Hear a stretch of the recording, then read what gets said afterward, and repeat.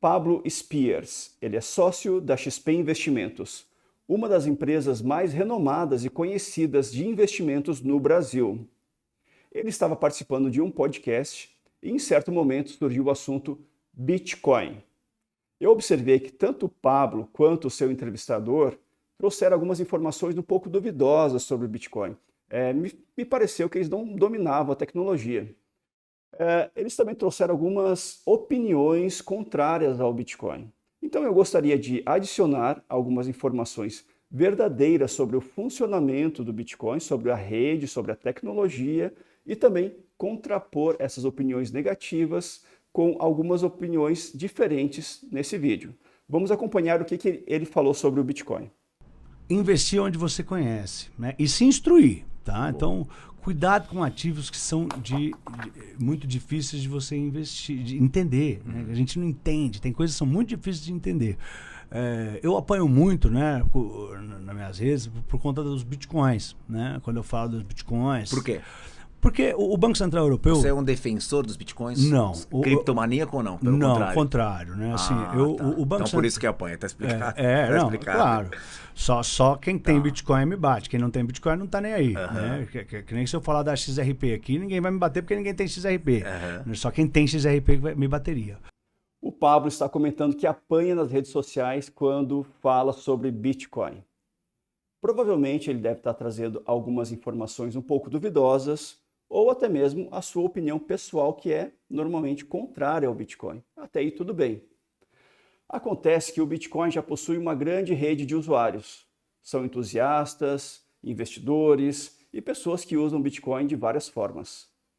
Esses usuários, eventualmente, quando enxergam alguma informação duvidosa ou uma desinformação sobre o Bitcoin, eles vão lá e comentam. E é o que acontece com o Pablo. Mas o Pablo está trazendo isso aí como uma forma de agressão. Ok, talvez alguns usuários não estão sendo muito polidos, estão sendo mais agressivos em suas palavras. Porém, eles só estão tentando defender aquilo que eles acreditam. Mas o banco, assim, é um ativo que ele veio de 1 centavo, né? Está valendo 70 mil dólares. Né? As pessoas vendiam um Bitcoin e falavam, compra um Bitcoin, depois subiu muito, falavam, compra meio Bitcoin, depois subiu mais, falavam, compra 0,1 Bitcoin, compra o que dá lá em Bitcoin. Então, assim, e eu relacionei ele, né? Porque não fui eu, as pessoas acham que fui eu e não sou eu. O Banco Central Europeu está dizendo que é uma bolha especulativa, dizendo que vale 0. Tá? E posta isso. Né? Eles postam isso, falam, cuidado. E eu vejo muita gente. O Pablo reforça que não é ele que está falando mal do Bitcoin, é o Banco Central Europeu. Então, é o Banco Central Europeu que fala, que publica que o Bitcoin é uma bolha especulativa, que não serve para nada, que não tem valor. Eu entendo o Pablo, ele vem do mercado financeiro tradicional e ele olha para esses reguladores e instituições como uma autoridade máxima no assunto. Então, se o Banco Central Europeu diz que uma criptomoeda, que é o Bitcoin, não serve para nada, ele acata essa informação como sendo uma pura verdade. Provavelmente ele nem questiona. Porém, vamos tentar olhar por uma outra ótica. Qual é o objetivo de um banco central? No caso do Banco Central Europeu, ele é responsável pela coordenação do euro, a moeda europeia. É ele quem emite, ele quem define quais são os atores que vão poder participar desse sistema. Enfim, ele é um controlador central. O Bitcoin ele surge como uma alternativa aos bancos centrais e ao euro, ou também qualquer outra moeda no mundo. Dessa forma, o Banco Central Europeu já enxerga aí um conflito de interesses, onde o Bitcoin é uma ameaça ao euro, uma ameaça ao Banco Central. Ele é um concorrente. Então o Pablo ele traz o Banco Central como sendo essa autoridade, mas seria como se um taxista viesse a público e falasse, olha, o sindicato dos taxistas disse que o Uber não presta, que o Uber é um perigo, ninguém deve usar. Então, o Banco Central nunca vai falar bem do Bitcoin. Existe esse conflito de interesses. Dizer que entende muito de Bitcoin, claro. Né? Mas assim, antes, assim, por que a Bitcoin, me diziam que ela tinha valor? Porque era rara. Porque tinha a sua escassez. Vamos lá. Trouxeram aqui a informação sobre a escassez, que o Bitcoin tem valor porque ele é escasso.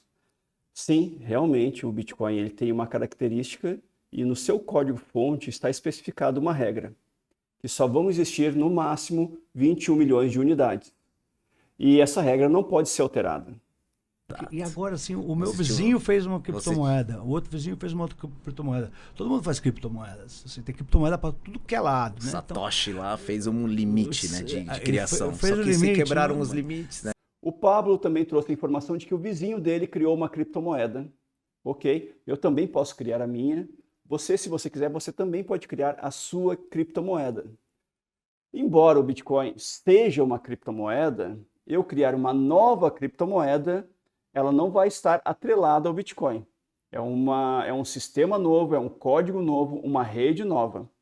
Então, a minha criptomoeda não vai interferir na rede de Bitcoin, muito menos na sua escassez e na sua regra de escassez.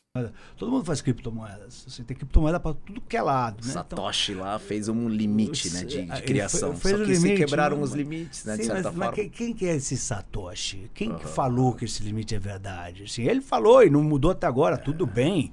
Mas realmente, assim, não dá para hackear? Onde é que está escrito que não dá para hackear? Onde é que está a prova? Então, assim, eu apoio muito porque eu sou reticente, né? Sim. E em determinado momento o entrevistador faz mais confusão ainda. Ele afirma que essa regra de limite de escassez já foi quebrada. Não, isso não é verdade, é mentira. A rede do Bitcoin estipulou que só vai existir 21 milhões de unidades. Lá no início, quando o Bitcoin foi criado, isso funciona até hoje e vai funcionar assim para o futuro. O Pablo até comenta, mas aonde que isso está escrito? Como é que eu posso verificar? Qualquer pessoa pode verificar essa regra. Eu vou mostrar para vocês agora. Você mesmo pode entrar no Google agora, digitar GitHub, Bitcoin e o número 21 milhões. Acessar o primeiro resultado. Aqui nós já estamos no site do GitHub, no repositório do Bitcoin, onde existem todos os arquivos e código do algoritmo, que é o código-fonte do Bitcoin. E nesse arquivo em específico, na linha 26, está a instrução e onde aparece o número 21 milhões. O sistema e a rede Bitcoin utiliza esse arquivo e se baseia nele para definir a quantidade máxima de moedas. Esse número aqui poderia ser alterado, mas é extremamente difícil e improvável. Primeiro que teria que ter uma discussão entre todos os participantes da rede. A rede é totalmente descentralizada. E quando eu falo todos os participantes, os mineradores, os usuários, investidores, enfim, incluindo até mesmo eu e você, caso você tenha o software do Bitcoin. Então teria que ser feita uma discussão qual seria o novo limite, se seria para cima ou para baixo. Após a aprovação pela maioria, os programadores iriam codificar novamente esse arquivo e distribuir o software do Bitcoin para a rede. Porém, não existe incentivo nenhum. A partir do momento em que alguém tentar alterar esse número, vai estar mexendo na característica de escassez do Bitcoin. E o Bitcoin realmente ele tem parte do seu valor por causa dessa regra. Então, os investidores e os usuários não iriam querer mexer nessa regra, porque isso poderia afetar o preço do Bitcoin no mercado. O que pode acontecer é um desenvolvedor baixar o código do Bitcoin, fazer alteração nessa regra dos 21 milhões ou em qualquer outra parte do código, compilar o sistema e tentar utilizar ele. Automaticamente, os demais participantes da rede do Bitcoin não vão reconhecer esse novo sistema como sendo um integrante da rede, justamente porque ele não possui as mesmas regras de consenso que os demais estão utilizando. E é assim que nascem as altcoins, as criptomoedas alternativas ao Bitcoin. Por exemplo, a Litecoin é uma cópia do código do Bitcoin, onde o desenvolvedor alterou essa regra de 21 milhões para 84 milhões e também outras regras do código, publicou esse novo software na rede e ele fez com que outras pessoas adotassem esse novo código dele, criando assim uma nova rede, a rede da Litecoin, que não vai interferir em nada na rede do Bitcoin. Sim. Não, e ao ponto de vista também tá tudo bem. Fico feliz que todo mundo ganha dinheiro, que não sei o quê, mas cuidado. ativos muito voláteis. Mas você tem que pensar numa... Desculpa fazer um parênteses, mas você só ganha dinheiro quando realiza, tá? Sim, só quando vende. Não, é só isso. Porque tem muita gente que ficou muito rica no criptomoeda porque enquanto ela estava na corretora, depois que ela caiu 80%, 70%, acabou se desfazendo. Ou seja, ele teve o dinheiro, mas ele não refez o dinheiro. Então, esse detalhe que ele disse em que as pessoas ficaram muito ricas com criptomoedas em algum determinado momento, onde o preço subiu bastante, e aí, quando o preço estava lá em cima, elas estavam ricas. Não venderam, e aí, quando o preço caiu, ficaram pobres. Isso não é uma particularidade do Bitcoin ou das criptomoedas. Isso pode acontecer com qualquer ativo, por exemplo, ações de empresas. Assim, agora sim a gente vê, né, uma demanda reprimida, porque Outro detalhe importante que foi mencionado ali é que as pessoas deixam as criptomoedas na corretora, tá? Então, um ponto extremamente importante é o Bitcoin, ele foi feito para você mesmo ser o seu próprio banco. Então, é para você sacar o seu saldo de Bitcoin e não deixar nas corretoras. Isso é um detalhe muito importante. é complicado você abrir uma conta numa exchange. Tem muita gente que tem medo, porque às vezes várias exchanges falem, somem com o dinheiro todo. A cada 2 semanas digital. desaparece $500 milhão de criptomoeda de Bitcoin em algum lugar do mundo. É o tempo todo sumindo o dinheiro das pessoas. O Pablo comenta aqui que é muito difícil abrir conta em uma exchange e que bilhões de dólares somem toda semana. Então vamos entender como que isso pode acontecer e o que é uma exchange e o que é uma corretora. Porque uma hora a gente ouve falar em corretora e depois a gente ouve falar em exchange de Bitcoin. Quando o Bitcoin surgiu, lá em 2009, 2010, não existia nenhuma plataforma de negociação de Bitcoin. Então, as primeiras começaram a surgir. Elas eram simples e amadoras. Porém, elas permitiam que os usuários se cadastrassem, enviassem dólares para a plataforma, convertessem os seus dólares em Bitcoin e, em seguida, sacassem o saldo de Bitcoin para sua carteira pessoal. Então era feita uma operação de câmbio, troca de dólares por Bitcoin. Daí que vem o termo exchange de Bitcoin. Com o passar do tempo, as plataformas foram evoluindo, novas plataformas foram surgindo e elas foram ficando cada vez mais fáceis de serem utilizadas. Hoje em dia é tão simples quanto abrir conta em um banco digital e fazer uma compra online. Sim, no início era difícil criar uma conta numa exchange. Fazer uma operação de compra de Bitcoin não era um processo totalmente automatizado como é hoje. Por exemplo, aqui no Brasil também não existia corretoras. Então, quando a gente queria comprar Bitcoin aqui no Brasil, era necessário enviar dinheiro para os Estados Unidos usando transferência bancária ou então usando um serviço como PayPal. Demorava para esse dinheiro ser transferido e ser creditado lá dentro da conta da plataforma. Depois era feito o processo de compra e o processo de saque também demorava porque também não era automatizado. Então essa é a origem da dificuldade que o Pablo comenta. Mas vale ressaltar que hoje em dia não é mais assim. Hoje em dia é um processo simples, rápido e prático. E sobre os bilhões de dólares que somem toda semana, o que o Pablo quer dizer? Ele está se referindo a diversos casos de exchanges que sofreram algum ataque ou simplesmente sumiram com os fundos dos seus clientes. Como que isso pode acontecer?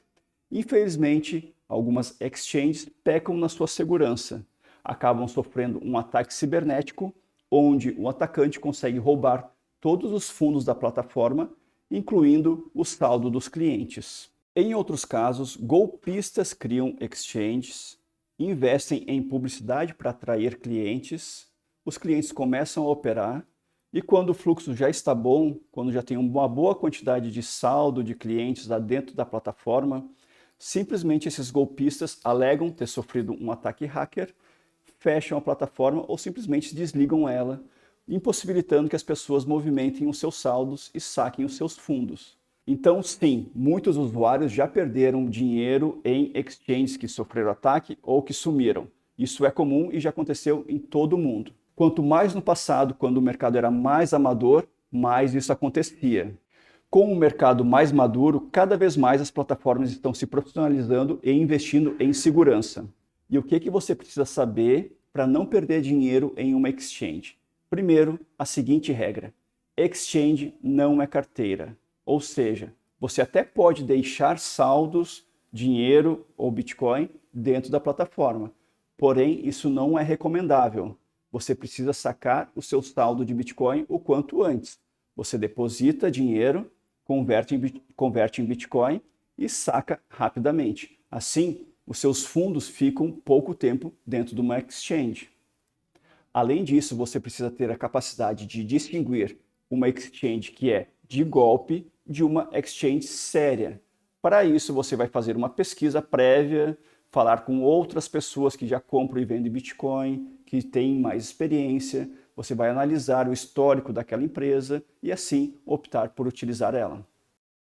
Então, esses ETFs americanos, né, eles estão suprindo uma demanda reprimida. Por quê? Porque as pessoas estão podendo investir na sua corretora. Então, você não tem mais que abrir. Você vai lá na corretora, compra o ETF. Perfeito. Então, entrou 50 bilhões de dólares. Né? Foi, o ETF entra no pool ali. Então, ele diz que agora as pessoas estão podendo investir em ETF na sua corretora. O que ele quer dizer com isso? Que os investidores do mercado tradicional, aqueles que já compram títulos do governo, ações de empresas e outros produtos de investimentos que são oferecidos por bancos, não precisam mais criar uma conta em uma exchange. Essas corretoras, que são empresas nativas do sistema tradicional financeiro, estão começando a oferecer uma forma dos seus clientes investirem em Bitcoin através de um ETF, que é uma forma de investir em Bitcoin. Comprando um ETF, você não está exatamente comprando Bitcoin. Você está comprando um índice que está atrelado ao preço do Bitcoin. Então, o capital que você investir nesse ETF, quando o preço do Bitcoin subir, o seu capital também vai ser valorizado nessa proporção. Porém, caso o preço do Bitcoin cair, o seu capital também vai perder valor na mesma proporção. Dessa forma, os investidores mais tradicionais e principalmente aqueles que não estão ligados muito em tecnologia ou que se consideram leigos em Bitcoin, possuem agora uma forma de investir em Bitcoin sem precisar se preocupar com a custódia. Eles não precisam sacar, até porque normalmente uma corretora que vende ETF de Bitcoin não permite que a pessoa saque aquela quantidade de Bitcoin. Dessa forma, as corretoras ficam responsáveis pela custódia de todos os Bitcoins dos seus clientes, o que para algumas pessoas é extremamente vantajoso, já que elas não querem se preocupar com tecnologia ou com formas de guardar o Bitcoin por conta própria. Você bota lá. Você não precisa mais Então entrar. é uma demanda reprimida que está entrando de dinheiro novo, que está puxando as bitcoins pra caramba de novo, bateu recorde e tudo. E eu tô super feliz quem tem bitcoin. Que bom que vocês estão ganhando dinheiro. Como você falou, só ganha quando vende. Mas cuidado, ativos muito voláteis, né? Eles são voláteis para os dois lados. Então, assim, e os bancos? É importante não confundir volatilidade com risco. Então, sim, o Bitcoin ele é muito volátil, principalmente no curto prazo. Porém, isso não quer dizer que seja exatamente um risco. É possível observar ao longo do tempo, em momentos de queda do Bitcoin, ou, por exemplo, em momentos de crises, como houve na pandemia, onde todos os ativos do mundo inteiro caíram de preço, inclusive o Bitcoin. E o Bitcoin caiu muito rápido e caiu mais que os outros. Porém, ele se recuperou mais rápido e muito mais do que os outros, ou seja, ele se recuperou ao preço anterior da crise e após isso ele teve uma volatilidade muito maior para cima. Então, isso é comum acontecer no Bitcoin e a volatilidade do Bitcoin no longo prazo, ela é uma característica benéfica do Bitcoin que você pode aproveitar. Banqueiros, né? Isso é uma matéria do Wall Street Journal que eu li, eles têm 0,00001% do patrimônio em Bitcoin. Os banqueiros, que são os investidores do mercado tradicional, eles são os mais tradicionais e avesso à tecnologia do Bitcoin, justamente porque desconhecem o Bitcoin, e também porque o Bitcoin é uma alternativa aos bancos, então automaticamente os banqueiros não gostam do Bitcoin porque enxergam ele como uma ameaça, como uma concorrência. Então, esses grandes investidores do mundo, que normalmente são banqueiros, normalmente não têm um grande capital em Bitcoin. Porém, essa situação está alterando ao decorrer do tempo. Então, quanto mais o tempo passa, mais o Bitcoin se prova ser um bom instrumento financeiro, um sistema que está funcionando sem interrupções, sem hackeamentos, e isso está chamando a atenção das pessoas. a própria volatilidade e o ganho de valor do Bitcoin na última década também chama muita atenção. Então, cada vez mais os banqueiros também estão aumentando a sua exposição e aumentando o seu capital investido em Bitcoin. É isso que os banqueiros, que entendem de banco, de dinheiro, de investimento, de asset... Os donos do mundo. Os donos do mundo, eles têm 0,00001%. Então, assim, é o que eu acho que eu tenho que ter nas bitcoins. Né? Porque eu acho que os banqueiros são bons administradores de dinheiro. Então, cuidado se você está com muito patrimônio. Fico muito feliz se você ficou rico pra caramba, bilionário. Tomara que você tenha pego com 1 centavo, com 2, com 5, com 10. Né? E agora vende um pedaço, vende a maioria, não sei. Mas cuidado. Não, se você não precisa vender Bitcoin, se você não precisa do dinheiro para gastar, primeiro, deixe para vender seu Bitcoin. Em último caso, primeiro tente ganhar dinheiro trabalhando ou vendendo outras coisas ou outros ativos. Quanto mais tempo você guardar o seu Bitcoin, maior vai ser a valorização dele. Então, use o recurso do Bitcoin em último caso. Né? Tem o Banco Central Europeu falou outra coisa, falou assim, não é porque os ETFs estão suprindo uma demanda reprimida que agora a Bitcoin serve para alguma coisa. Não dá para comprar e vender nada ainda, eles falaram. Falou assim, então o fato dos o Banco Central Europeu e também todos os outros banqueiros e até mesmo os gestores que vivem e trabalham no sistema financeiro tradicional enxergam o Bitcoin apenas como sendo uma moeda, ou seja, aquilo que você usa para comprar coisas. Mas, porém, o Bitcoin, ele, embora seja uma moeda, essa não é a sua única aplicação. Então, com o Bitcoin, você consegue se proteger em países que têm um regime mais totalitário, você consegue proteger o seu patrimônio, você consegue viajar com o seu patrimônio, transpor barreiras, transpor fronteiras, você consegue se proteger da inflação. Então, o Bitcoin, ele é um instrumento que possui, sim, uma utilidade e normalmente está ligada à proteção do seu capital. Estarem fazendo os bitcoins subirem muito, não quer dizer que elas valham. E eles deixaram claro, o valor dela no nosso estudo aqui é 0.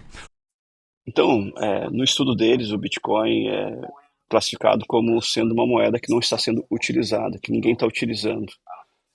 E por isso o valor é 0. Mas se você precisa proteger o seu capital de alguma situação, de algum cenário de guerra, por exemplo, em que você precisa sair do seu país, ou você quer criticar a oposição do governo, caso aquele governo seja muito totalitário, e se ele não gostar da sua opinião, ele pode intervir nas suas finanças, intervir no seu capital, enfim. Então, será que o Bitcoin não tem valor? Então, quem está buscando liberdade acaba achando valor sim no Bitcoin. O Warren Buffett, que é um gigantesco, que eu admiro muito, né? E escuto o que ele fala, ele é o maior investidor de todos os tempos, né? E só isso? Ele é o maior investidor de todos os tempos, só isso. E aí ele joga contra o mercado, né? Quando ele entra numa posição, ele tem que pensar assim, ele não vende para você, para mim, ele tem que vender para o mercado, ele precisa do mercado inteiro para comprar as posições dele de volta, né? E aí ele fala assim, olha, se eu comprar uma terra, eu compro lá 10% da terra dos Estados Unidos, eu faço o cheque agora, não sei quantos bilhões de dólares e tal. Eu posso arrendar essa terra, ou posso plantar soja, né? E se subir o preço da soja, né? Os chineses... O produto. Os chineses, eles comem pouca soja perto, né? Per capita, perto do resto do mundo, né? Acho que a Europa come 25 quilos de soja por ano per capita, os chineses 7, né? Se dobrar o chinês for para 14, a soja triplica de preço. Então, se a soja triplicar de preço, ele pode vender a terra dele para alguém que quer pagar a soja, que quer ter soja e tal. Se ele comprar imóveis e o aluguel subir, o imóvel valorizar, ele pode vender. E aí ele tem que pensar em vender de volta para o mercado. Eu compro, sei lá, 1 milhão de apartamentos, tem que vender de volta 1 milhão de apartamentos, né? Ele falou assim, se eu comprar todas as bitcoins, por que o mercado compraria de volta de mim? Porque provavelmente alguém está precisando proteger o seu patrimônio. Então, mais uma vez, eles enxergam o Bitcoin apenas como a utilidade de moeda para comprar e vender produtos. Normalmente todos os ativos possuem possuem uma utilização. Por exemplo, imóveis você utiliza para morar, a soja para produzir alimentos. O Bitcoin, ele surge a função dele é para proteger o seu patrimônio.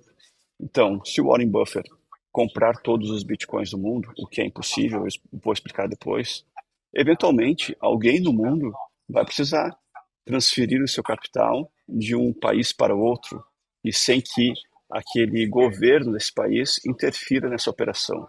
Então, sempre vai existir alguém precisando de liberdade por seu capital. E essa pessoa pode utilizar o instrumento Bitcoin. Então, a pessoa poderia comprar o Bitcoin do Warren Buffett, por exemplo. E, com certeza, não seria somente uma pessoa, seria um mercado de várias pessoas com essa necessidade. Para quê? Para que ele ia fazer com isso? O que ele vai fazer com o Bitcoin? Proteger o seu patrimônio. O mercado não tem o que fazer com isso. Então falou assim, então eu jamais vou comprar um Bitcoin. Ele falou, porque se eu comprar, e ele fala que não paga zero, ele falou assim, se eu comprar todas as Bitcoins, né, por $1 trilhão, que é o que vale, por que o mercado ia comprar? $1 trilhão é o valor da capitalização do mercado de Bitcoin, é o market cap do Bitcoin. Não quer dizer que se você tenha $1 trilhão, você vai conseguir comprar todos os Bitcoins. Então, a partir do momento em que um trilionário queira comprar todos os Bitcoins, ele vai começar a comprar os Bitcoins disponíveis no mercado. Automaticamente, como a demanda vai ser maior que a oferta, o preço do Bitcoin vai começar a subir. Em pouco tempo, o market cap não vai ser mais $1 trilhão, poderá ser 2 ou mais. E, enfim, outras pessoas também podem estipular que não vão vender os seus Bitcoins. Eu, por exemplo, se eu ver um cenário que todo mundo está querendo comprar Bitcoin e eu tenho Bitcoin, eu vou colocar um preço lá em cima. E aí vai aumentar o preço no mercado. De mim por $1 trilhão. Eu vou vender para quem? A que preço? E para quê? Por que o cara vai fazer com isso? Ele entende, se a soja subir, o cara vai querer comprar terra para vender soja. Se o preço do imóvel subir, o aluguel vai querer para alugar. E outra coisa, cuidado com ativos, né, que é o caso que você compra. Assim, quando ele compra terra porque ele acha que mais chineses vão comprar soja e ele vai plantar soja, então o preço da soja vai subir triplicar. E vai valorizar a terra, né? Então ele tem um racional, né? As pessoas que compram criptomoedas, que é legal, que é uma especulação, tudo bem, elas compram só para vender mais caro para alguém. Não tem outra razão. Você não serve para outra coisa. Então, cuidado. O Bitcoin só fica mais caro quando governos e bancos centrais aumentam a sua autoridade em cima dos indivíduos. Ou seja, conforme os governos estão imprimindo mais dinheiro, a inflação está aumentando. As pessoas precisam de um instrumento para se proteger da inflação. Então, elas utilizam Bitcoin. Em regimes totalitários, que governos interferem nas finanças dos indivíduos, esses indivíduos precisam se proteger do seu governo. Então, o Bitcoin é um instrumento para isso. Com isso também. Então, meu ponto é o seguinte. O planeta está operando criptomoedas. Está valendo mais de $1 trilhão tudo que está lá nas bitcoins. Quem tá.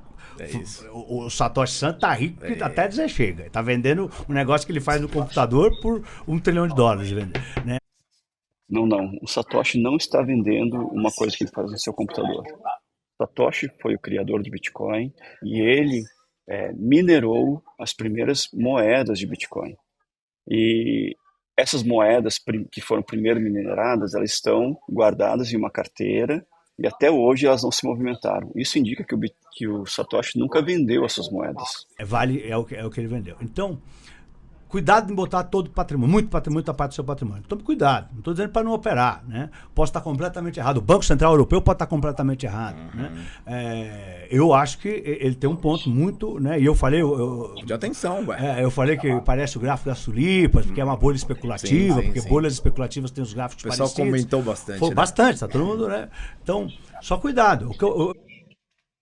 Em algumas janelas de tempo, o gráfico do Bitcoin se parece com o gráfico de uma bolha, como, por exemplo, eles falaram, a bolha das tulipas. Então, isso acontece ao longo do tempo da existência do Bitcoin. Já aconteceu em 2011, como aconteceu em 2017, aconteceu em 2020 e em outros também. Porém, no longo prazo, se você pegar todo o gráfico de preço do Bitcoin desde a sua existência, não tem nada a ver com o gráfico de bolha. Está se mostrando que é uma tendência de alta de longo prazo.